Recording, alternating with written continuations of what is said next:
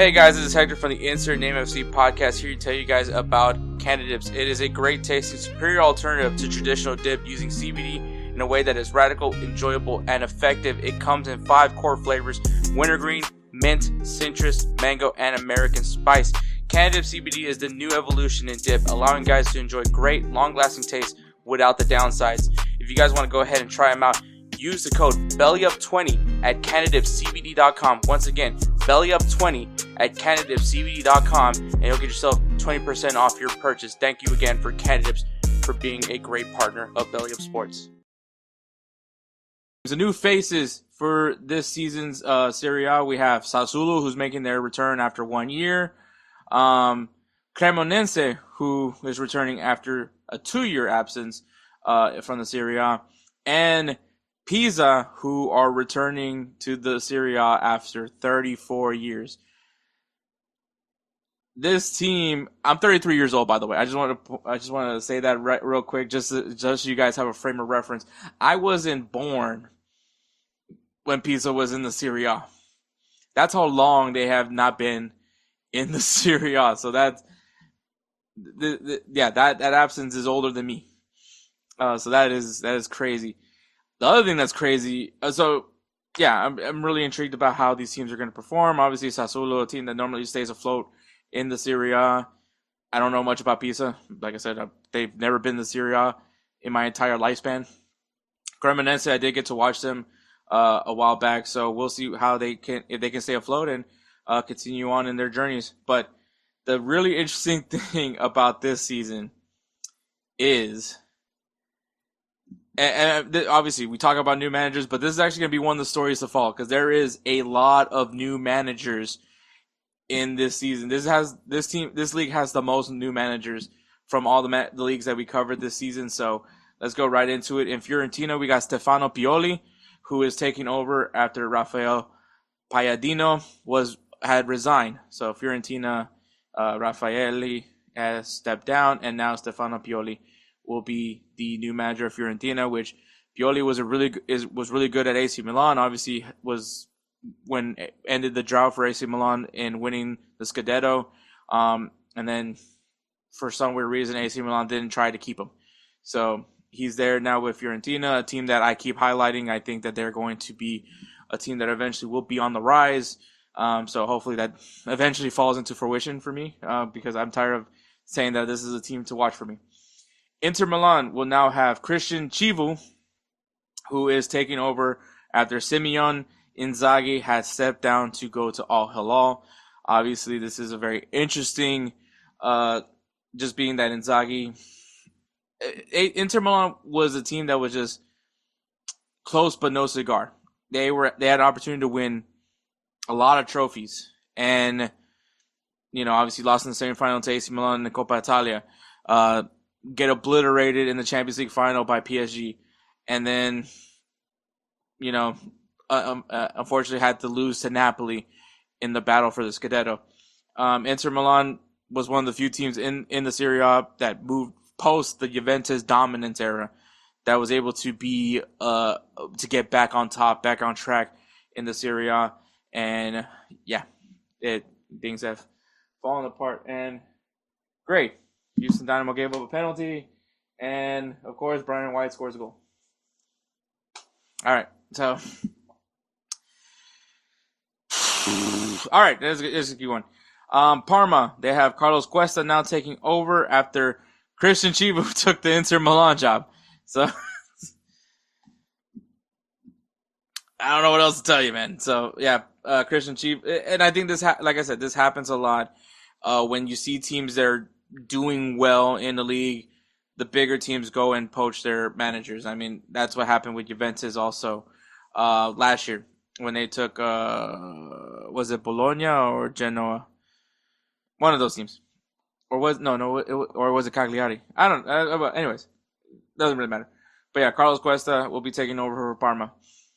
AC Milan will now have Massimiliano Allegri, obviously well known for his time at Juventus. Has taken the job as Sergio Coneicao's role. Has his contract expired, so his contract was only for the season. Obviously, it did not go as well.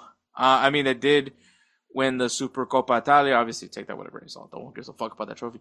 But obviously made it to the final of the Coppa Italia, which obviously did not go the way they were hoping. And so now, so now that's it for them. Massimiliano Allegri obviously has a lot of experience in the Serie A, has dominated with Juventus, along with obviously Antonio Conte. But so a lot of experience there in the league. Can he unlock this team and maybe someone else besides Christian Pulisic doing some damage there for AC Milan? AS Roma, Gianpiero Gasperini, legend. If you guys don't know, he was the manager for Atalanta, who shushed Xabi Alonso in the Europa League final. He is taking over AS Roma after Claudio Ranieri has retired. The legend, the man that won with Leicester City, is hanging it up. Maybe. You never know, man. You never know. But no, Claudio Ranieri probably did. Let's double check. Let's just see. Maybe, because you never know. You never know. These coaches bugs, bro. When Sir Claudio Ranieri, bro, you just never know. No, yeah, he's retired. He is 73 years old, and he is officially retired after 30 years. But what a legend. Just, honestly, just one of the most lovable guys in football, in my opinion. Obviously, the whole Leicester City.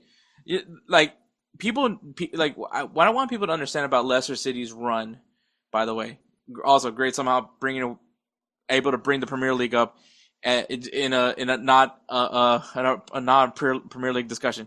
That team was very likable. Obviously, you had Conte, you had Mahrez, you had Jamie Vardy, you had lots of players, and up top of that, Claudio Ranieri, who was just super lovable. I love the interview that he had when he found out that he was potentially going to get knighted, and here saw Claudio. He was just super happy. Just, once again, overall, just a great guy. But congratulations to him, great career, and I hope he enjoys his retirement. In Atalanta, they have Ivan Juric taking over after Gianpiero Gasperini took the Roma job. So we'll see how Atalanta responds now without their mastermind Gasperini. Lazio, Maurizio Sarri is now taking over Lazio after Marco Baroni has been sacked. In Cagliari, Fabio Pisacane has taken over. Pisacane. It has to be Pisacane. After David Nicola stepped down through mutual consent, which more often than not, it wasn't mutual. Torino is Marco Baroni, who is taking over after Paolo Vanoli was stepped down through mutual consent. In Lecce, newly promoted Lecce, Eusebio De Francesco is going to take over after Marco Giampaolo stepped down through mutual consent. I mean, I don't know what to tell you at this point. In Pisa, newly promoted Pisa is going to be ran by Alberto Gilardino, which I have to like search this one up because this is a name that I believe I'm very much familiar with, because that is, of course, Alberto Gilardino from AC Milan. Obviously, for those, I don't know how many times I have to explain this, but me and Edward, we both grew up on Brazil. Our parents are all Brazilian fans because we're from El Salvador and we don't have any good football to watch from El Salvador. Fun football, but not necessarily good football, if that makes any sense. So we watch a lot of Brazil, and obviously Ricardo Kaká, a very talented player. And so because I liked how Ricardo Kaká played, I did watch some AC Milan games. Not an AC Milan fan, but I did watch some AC Milan games. And so I got to see that team that did win the Champions League, that beat Liverpool, got the revenge on Liverpool, right? And I remember, I believe that was 2005. Alberto Gilardino, Filippo Inzaghi, Clarence Seedorf, Paolo Maldini, icon, Paolo Maldini, Cafu, Dida, Gattuso, Andrea Pirlo, Uh, that is a fucking wicked ass loaded team. But yeah, Alberto Gilardino is a player that I'm very familiar with, and it's funny enough because he actually took over the job after Filippo Inzaghi left on mutual consent. So little perfect thing right there. And then in Cremonense, it is David Nicola who is taking over Cremonense, newly promoted Cremonense. So all three of the newly promoted teams in the Serie A all have new managers. But yeah, David Nicola, who I believe, yeah, he actually left the Cagliari job to take this job, and the reason why he's taking this job is because Giovanni Stroppa, his contract expired and they did not renew. So the first storyline in general is just a lot of new managers, a lot of new faces on these teams. Could that be an advantage for some of the teams that already have a manager in place? So that's going to be interesting enough for that storyline in general. Just so many managers have changed in the Serie A. And I think that's going to be really interesting to see, who is impactful right away, and maybe hopefully no massive amount of new managers for next season as well. Also, I mean, we gotta throw it up there. Allegri is now taking over AC Milan. Is he going to be able to unlock this AC Milan team? Is this team going? Obviously they made it to the Coppa Italia final. Can they compete also for the Scudetto this season? Can he unlock this team? Does he have play? Do they have the players? And if so, can he get them to that next step? It's going to be a really interesting storyline to follow. Once again, Allegri has a lot of experience in Serie A. He obviously, with his time at Juventus, is probably one of his best examples for his resume. So he knows Serie A very well. He knows how to compete in it. And,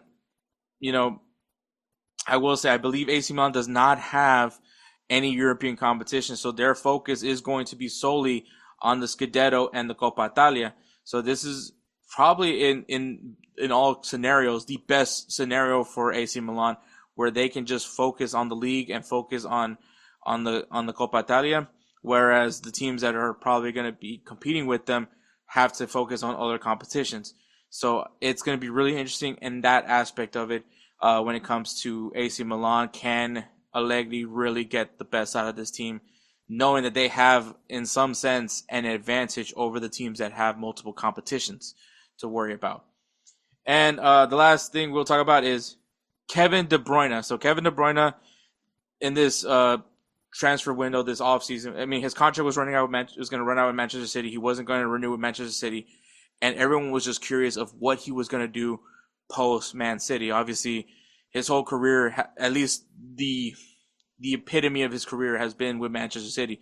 He was a Chelsea, was another Jose Mourinho flop, right? Chelsea didn't see any value with him, so they moved on from him, went to Man City, and became their captain, dare I say, legend for Manchester City. Obviously, was part of that golden generation of Belgium. A lot of things you can say about Kevin De Bruyne. Just really talented, amazing 10, really good with the ball, and just a phenomenal leader. He is... The whole thing was everyone was thinking that this guy was going to go to MLS, either play for San Diego FC or maybe stay with the City Group and play for New York City FC. But there was a lot of talks about him going to the MLS, and then a lot of talks also about him going to Saudi Arabia. In which, I mean, when you start talking about players, especially at the age of Kevin De Bruyne, those seem to be the two options, right? Do you go to the MLS, and try just move to America and just enjoy the resource, enjoy whatever America has to offer, or do you go chase the money and go to Saudi Arabia, which a lot of guys have done that as well.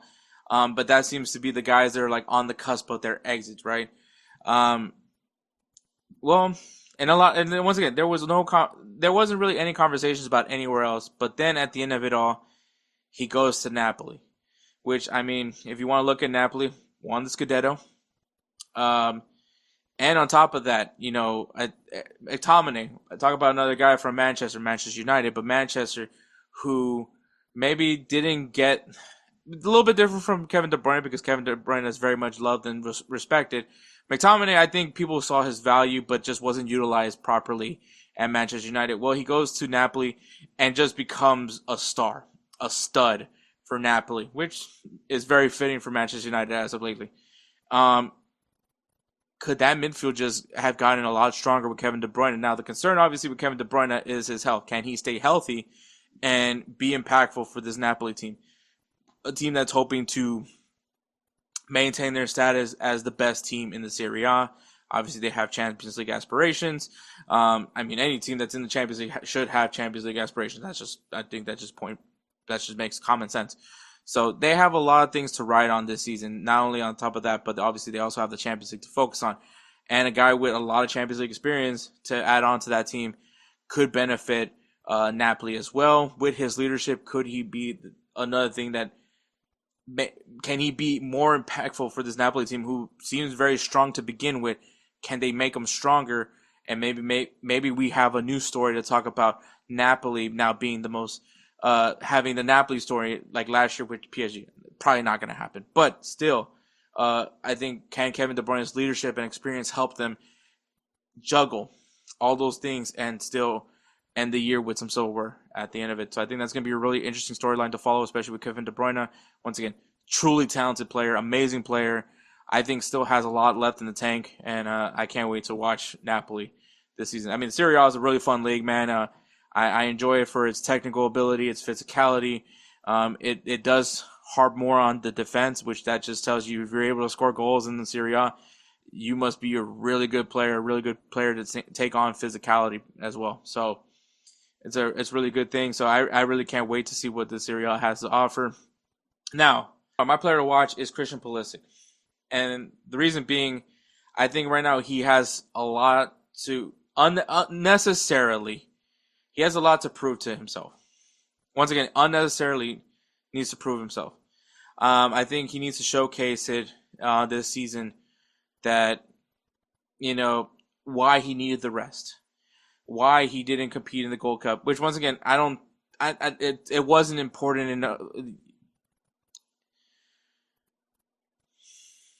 I'm trying to say this without sounding like a dick, but I think at the end of the day, I wish he would have cared enough to compete in the Gold Cup, especially when you look at Mexico and you have Raul Jimenez competing in the Gold Cup. You have in Canada, you have Jonathan David competing for Canada in the Gold Cup. Keylor Navas came out of retirement in the Gold Cup. So and which is crazy because Keylor Navas at one point just didn't compete in Gold Cups. But that should tell you what that Gold Cup signified. When we talked about it on this show plenty of times, that was a dress rehearsal for the 2026 World Cup. And as in a perfect world, I would have loved for you to compete in it, but you didn't, and that's perfectly fine. But now your job is to showcase why that rest was warranted and make us believe that you're gonna be in the best shape of your life and you're going to make us proud in 2026. That's what this season's going to be for you. So that's why I'm going to keep a close eye on you, not just because you're an American player, not just because you're arguably the best player in U.S. soccer right now. Maybe not historically. You're definitely going to get historically at some point, but I personally feel like historically he is the best player in U.S. soccer's history, and I'm a Clint Dempsey guy. But I think it's put up or shut up. Stay away from the mics. Let your ball do the talking. Let your game do the talking, man. So that's what I want to see. So that's my player to watch. And the final question is, will Napoli win the league? And if not, who? I'm going to say Juventus. I think they did some trimming of the fat. But I do think that I'm going to see a big step up for them. I think we're going to see a dip in Inter Milan, unfortunately. I don't think they lost anything, but I don't feel like they got better, if that makes any sense. I think Juventus probably has gotten a little better, at least more than I feel about Inter Milan. So I feel like I would love to see them maybe get back into the discussion for the Scudetto. Napoli is gonna be is gonna be tough. I think just in general, Serie A is gonna be tough. It could very much be a very competitive league this season. It could be anybody's game, and I can't wait for that part. Who is that guy?